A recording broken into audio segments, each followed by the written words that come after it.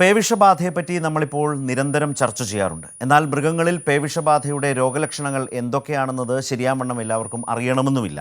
മൃഗങ്ങളിലെ രോഗലക്ഷണത്തെക്കുറിച്ച് തിരുവല്ല മഞ്ഞാടിയിലെ പക്ഷി രോഗനിർണയ കേന്ദ്രത്തിലെ വെറ്റിനറി സർജൻ ഡോക്ടർ ജയ മോഹനുമായി ഞങ്ങളുടെ പ്രതിനിധി പത്തനംതിട്ട റിപ്പോർട്ടർ സുജു നടത്തിയ അഭിമുഖം കാണാം.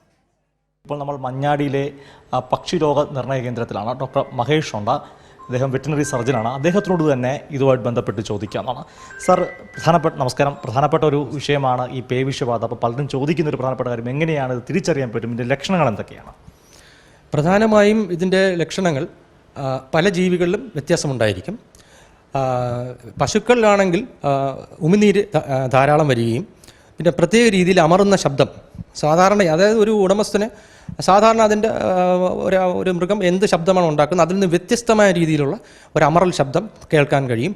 പിന്നെ അതിൻ്റെ വയറ് അകത്തേക്ക് വളച്ചു പിടിക്കുന്നതായിട്ട് കാണുന്നുണ്ട്. ഇതൊക്കെയാണ് പ്രധാനം. പിന്നെ ചിലപ്പോൾ അതിൻ്റെ അവിടെ ഇതിൽ കുറ്റിയിൽ കെട്ടിയിരിക്കുകയാണ്, അതിൽ കടിക്കുക, അതേപോലെയൊക്കെയുള്ള ലക്ഷണങ്ങൾ കാണിക്കാം. സാധാരണ അല്ലാതെ പിന്നെ തീറ്റ എടുക്കാൻ വൈമുഖ്യം കാണിക്കുക, ഇതൊക്കെ ഉണ്ടെന്നുണ്ടെങ്കിൽ തീർച്ചയായിട്ടും അടുത്തുള്ള വെറ്ററി സർജനെ എത്രയും പെട്ടെന്ന് വിവരം അറിയിക്കേണ്ടതാണ്. പ്രധാനപ്പെട്ട ഈ നായ്ക്കളിൽ തന്നെയാണ്. പലരും വീട്ടിൽ നായകൾ വളർത്തുന്നുണ്ടോ? ഈ തെരുവുനായ ഒന്ന് കടിച്ചിട്ടുണ്ടോ ഇന്നും പലർക്കും അറിയില്ലല്ലോ, പിന്നീടായിരിക്കും പറയുന്നത്. ഇതിൻ്റെ നായ്ക്കളിൽ എന്ത് ലക്ഷണമാണ്? നായ്ക്കളിൽ രണ്ട് രീതിയിൽ കാണിക്കാം. അതായത് ഫ്യൂറിയസ് ഫോമും ഉണ്ട്, ഡം ഫോമും ഉണ്ട്. ഫ്യൂറിയസ് ആണെങ്കിൽ തീർച്ചയായും അതെല്ലാവരും നമ്മളിപ്പോൾ ഈ കാണുന്നത് പോലെ തന്നെ പലരെയും ഓടിച്ചിട്ട് കടിക്കുക, ലെക്ക് തെറ്റി നടക്കുക, ഇങ്ങനെയൊക്കെ ഉള്ളത് കാണിക്കാം. പക്ഷേ ഡം ഫോം ആണെങ്കിൽ നമുക്ക് അറിയണമെന്നില്ല. അത് ഒരു വ്യക്തിയോ ഏതെങ്കിലും മറ്റു മൃഗങ്ങളെ കടിക്കണമെന്നൊരു നിർബന്ധവുമില്ല. അത് തളർന്നു കിടക്കാം. പിന്നെ അതിൻ്റെ കീഴ്ത്താടി താഴേക്ക് തൂങ്ങി നിൽക്കുന്നതായിട്ട് കാണാം. പിന്നെ ഉമിനീര് പോകും, ധാരാളമായി പോകുന്നതാണ്. പിന്നീട് പിൻകാലുകൾക്കൊരു തളർച്ചയുള്ളതുപോലെ കാണപ്പെടും. അങ്ങനെ അറിയാൻ കഴിയൂ ഡം ഫോമിൽ.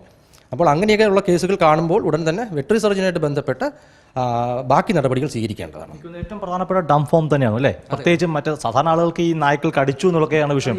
ഇത് ഡം ഫോം വളരെ സൂക്ഷിക്കണം അല്ലേ? അത് ഇപ്പോൾ ഇങ്ങനെ മറ്റൊരു പ്രധാനപ്പെട്ട ഒരു ജീവി എന്ന് പറഞ്ഞാൽ പൂച്ചയാണ് വീട്ടിൽ വളർത്തുന്നത്. ഈ പൂച്ചകൾക്ക് എത്ര തരം ലക്ഷണങ്ങൾ? പൂച്ചകൾ വളരെ കുറച്ച് മാത്രമേ അക്രമമായ സ്വഭാവങ്ങൾ കാണിക്കാറുള്ളൂ. അതിൽ അങ്ങനെ നമ്മൾ കൃത്യമായിട്ട് അറിയാൻ കഴിയില്ല. ചിലപ്പോൾ തളർന്നു കിടക്കുന്ന കാണാം, ഇപ്പോൾ തീറ്റ എടുക്കില്ല, ഇങ്ങനെ അതിൽ ഒരുപാട് പേർക്ക് ഒരു സംശയം വരുന്നൊരു കാര്യം തന്നെയാണ്. നമുക്കറിയാൻ കഴിയില്ല. ഇവൻ ഡോക്ടേഴ്സിന് പോലും കുറച്ച് ബുദ്ധിമുട്ടായിട്ടുള്ളൊരു കാര്യമാണ് അത് കണ്ടെത്താൻ, പുറമേ നിന്നുള്ള ലക്ഷണം വെച്ചിട്ട് കണ്ടെത്താൻ അത്ര എളുപ്പമുള്ള കാര്യമല്ല. പിന്നെ പൂച്ചയെ വളർത്തുന്നവർ വാക്സിൻ എടുക്കുക, പിന്നെ ശ്രദ്ധിക്കുക. ഏറ്റവും പ്രധാനം എന്ന് പറഞ്ഞാൽ ശ്രദ്ധിക്കുക എന്നുള്ളതാണ്. ഇതിനെ മുൻകരുതൽ നടപടികൾ എന്തൊക്കെയാണ്? ഏറ്റവും പ്രധാനം എന്ന് പറഞ്ഞാൽ വാക്സിൻ എടുത്ത് മാത്രം ഒരു അരുമ മൃഗത്തെ വളർത്തുക എന്നുള്ളതാണ് ഏറ്റവും പ്രധാനം. അത് മാത്രമേ നമുക്ക് ഈ ഒരവസരത്തിൽ പറയാൻ കഴിയൂ. അത് കൃത്യമായി ശ്രദ്ധിക്കുകയും പിന്നെ ഏതൊരു കേസ്, ഒരു വയ്യായ്മ കാണുക, 1-2 ദിവസം കഴിക്കാതിരിക്കുക ചെയ്യുകയാണെങ്കിൽ അപ്പോൾ തന്നെ റിപ്പോർട്ട് ചെയ്യുക, ആശുപത്രിയിൽ റിപ്പോർട്ട് ചെയ്യുക. ഇത് മാത്രമാണ് ഒരു പൗരൻ എന്നുള്ള നിലയിൽ നമ്മൾ ചെയ്യേണ്ടത്, നമുക്കൊരു അരുമ മൃഗം ഉണ്ടെങ്കിൽ. ഇനി അടുത്തൊരു പ്രധാനപ്പെട്ട കാര്യം, ഇത് മൃഗാശുപത്രിയിലെത്തുന്നു, റിപ്പോർട്ട് ചെയ്യുന്നു, ഇനി പോസ്റ്റ്മോർട്ടമാണ്. കാരണം നമ്മൾ പത്രങ്ങളിൽ ഇപ്പം പേവിഷബാധയിട്ട് ചത്ത മൃഗത്തിന് പേവിഷബാധയുണ്ടോ എന്നൊക്കെ വളരെ ആകാംക്ഷയോടെ നോക്കിയിരിക്കും. കാരണം പലരെയും കടിച്ചിട്ടുണ്ടായിരിക്കാം.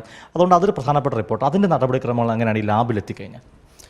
അതായത് ഒരു ഡോക്ടറുടെ ശ്രദ്ധയിലേക്ക് ഇത് പെട്ട് കഴിഞ്ഞാൽ ഡോക്ടർക്ക് അത് കാണുമ്പോൾ, ഒരു മൃഗത്തെ കാണുമ്പോൾ ഒരു സംശയം വരാൻ സാധ്യതയുണ്ട്. അപ്പോൾ അദ്ദേഹം പറയുന്ന ആദ്യത്തെ കാര്യം എന്ന് പറഞ്ഞാൽ ഇതുമായിട്ട് ഇടപഴകുന്നത് ഒഴിവാക്കുക. അടുത്ത ഒരു 8-10 ദിവസത്തേക്ക് ഇടപഴകുന്നത് ഒഴിവാക്കിയിരിക്കണം. അതൊരു പ്രധാനപ്പെട്ട കാര്യമാണ്. ഈ പേവിഷബാധ ഉള്ള ഒരു മൃഗമാണെങ്കിൽ എങ്ങനെയാണെങ്കിലും ഒരു 10 ദിവസത്തിന് അപ്പുറത്തേക്ക് ജീവിക്കാനുള്ള സാധ്യത വളരെ വളരെ കുറവാണ്. അപ്പോൾ അതിൻ്റെ മരണശേഷമാണ് പിന്നെ ഒരു ഡോക്ടർ അതിൻ്റെ റിപ്പോർട്ട്, അതായത് ഒരു കത്തോടു കൂടി ഉയർന്ന ലാബിലേക്ക് അയക്കും. ഈ ഫെസിലിറ്റി കേരളത്തിൽ ഇപ്പോൾ 4 ലബോറട്ടറികളാണ് ഉള്ളത്. അതുകൂടാതെ യൂണിവേഴ്സിറ്റിയിലുകൾ ഉണ്ട്. അപ്പോൾ ഇങ്ങനെയുള്ള സ്ഥലത്തേക്ക് കത്ത് മുഖേന അയക്കും. അപ്പോൾ പിന്നീട് ലബോറട്ടറി സംവിധാനം എന്ന് പറഞ്ഞാൽ അതിൽ പോസ്റ്റ്മോർട്ടമായിട്ടല്ല കൃത്യമായി ചെയ്യുന്നത്. കൃത്യമായും ഒരു മുഴുവൻ പോസ്റ്റ്മോർട്ടം ചെയ്യില്ല. അതിൻ്റെ തലച്ചോറിലെ പ്രത്യേക ഭാഗങ്ങൾ തിരഞ്ഞെടുത്ത് അതിൽ ടെസ്റ്റ് ചെയ്ത് ആൻറ്റിജൻ ടെസ്റ്റും പറഞ്ഞതുപോലെ ഫ്ലൂറസെൻ്റ് ആൻറ്റിബോഡി ടെസ്റ്റും ചെയ്തതിന് ശേഷമാണ് നമ്മൾ രോഗനിർണയം നടത്തുന്നത്. ഡോക്ടർ മഹേഷ് ഈ മേഖലയിൽ ഒരു വിദഗ്ധനാണ്. അദ്ദേഹം പറഞ്ഞത് നമ്മൾ ശ്രമിച്ചു കാണുമല്ലോ. അപ്പോൾ അതുകൊണ്ട് ഈ മൃഗങ്ങളെ വളർത്തുന്നവരെല്ലാം വളരെ സൂക്ഷിക്കുക. ഈ പറഞ്ഞ പോലെ ഏതെങ്കിലും രോഗലക്ഷണം കാണുമെങ്കിൽ അത് ഉടനടി തന്നെ വെറ്റിനറി സർജനോട് ബന്ധപ്പെടണം. ഇതാണ് ഈ കാലത്ത് നമ്മൾ ശ്രദ്ധിക്കേണ്ട കാര്യം. പത്തനംതിട്ട മഞ്ഞാടിയിൽ നിന്ന് ക്യാമറമാൻ ഗോപുമാനോടൊപ്പം സുജി ടി ബാബു, കൈരളി ന്യൂസ്.